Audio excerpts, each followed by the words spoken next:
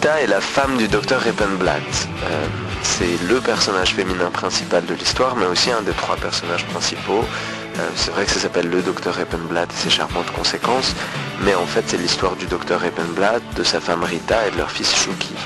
On m'a beaucoup demandé si elle représentait ma mère ou bien la personne avec qui je vivais à l'époque, mais moi c'est pas mon sentiment. Alors peut-être que inconsciemment ou dans mon subconscient, mon préconscient, je sais pas, un coin reculé de mon cerveau, c'est ça en fait la raison, mais sincèrement c'est pas ce que je pense et d'ailleurs je me retrouve beaucoup dans certains de ces traits de caractère, pas dans tous. Il y a des points sur lesquels c'est pas du tout moi, mais certaines choses, par exemple son attachement très fort à des chansons qu'elle comprend même pas.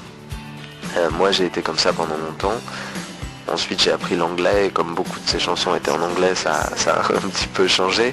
Mais par exemple s'enfermer dans sa chambre, mettre la musique à fond et être comme ça, vouloir être complètement enveloppé dans la musique, coupé du reste du monde pour s'échapper, ça je l'ai fait 1000 fois. Et chacun des mots que j'entendais, je savais pas forcément ce que ça voulait dire, etc. Mais ouais, je trouvais que c'était des mots vachement forts, des trucs vachement importants et tout ça. Et c'est, ouais, ça pèse un poids dans nos vies, ces mots-là. Mais c'est un petit peu comme lire l'avenir dans du marc de café parfois, parce que tu essaies de trouver une réponse dans une chanson que tu comprends même pas. Du coup, la réponse que tu vas trouver, tu l'auras trouvée en toi-même d'une certaine façon, sans t'en rendre compte. La chanson a été un support permet de t'explorer et on trouve dans ces chansons des choses qu'on trouverait peut-être pas si elles étaient dans une langue qu'on comprenait, parce que on va pouvoir y mettre tout ce qu'on a envie d'y voir, et exactement tout ce qu'on a envie d'y voir. Une chanson qui nous touche beaucoup, qui nous plaît beaucoup dans notre langue, parfois il y aura des parties qui portent sur des trucs qui nous intéressent pas, qui nous parlent pas, qui nous touchent pas, mais une chanson qu'on comprend pas, c'est une page blanche sur laquelle on peut écrire tout ce qu'on veut. Un autre point que j'ai en commun avec Rita, c'est aussi de tout donner et tout reprendre. Parfois claquer la porte, faire table rase, etc. Alors qu'avant j'étais à 300% impliqué dans une relation, dans un engagement quelque part, etc. Je pense pas que ce soit forcément une qualité, mais c'est un trait de caractère. Bon, moi, dans ma vie, à moi, je me soigne, je me suis soigné et je suis un petit peu moins extrême que ça, mais c'est vrai, c'est quelque chose que Rita a, et de la même façon, quand elle va quitter sa famille, pour elle, c'est la seule façon possible de faire. Elle réfléchit pas à d'autres façons de ménager un petit peu les uns et les autres, d'y aller un peu plus en douceur.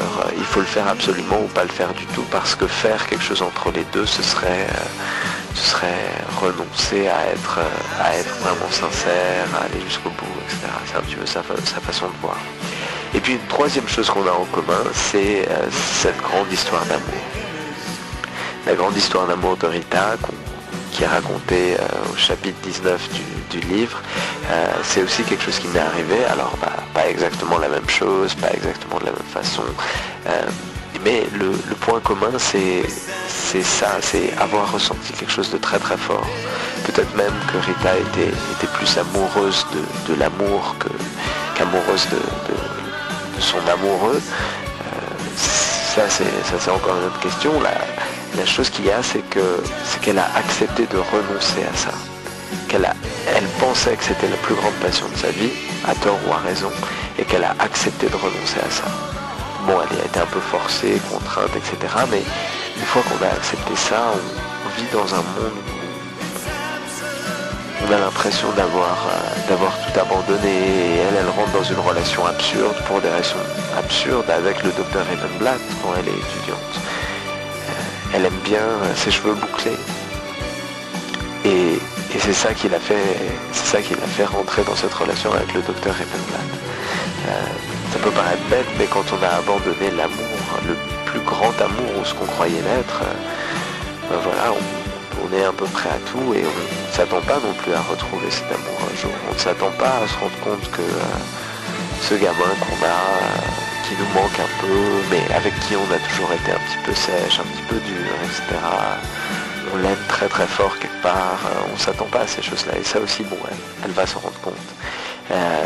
Elle n'est pas vraiment une mauvaise mère, c'est juste qu'elle n'était pas prête au moment où ça lui est arrivé. Voilà, voilà. Et donc c'est l'histoire de Rita Rippenblatt à lire dans le Docteur Rippenblatt et ses charmantes conséquences.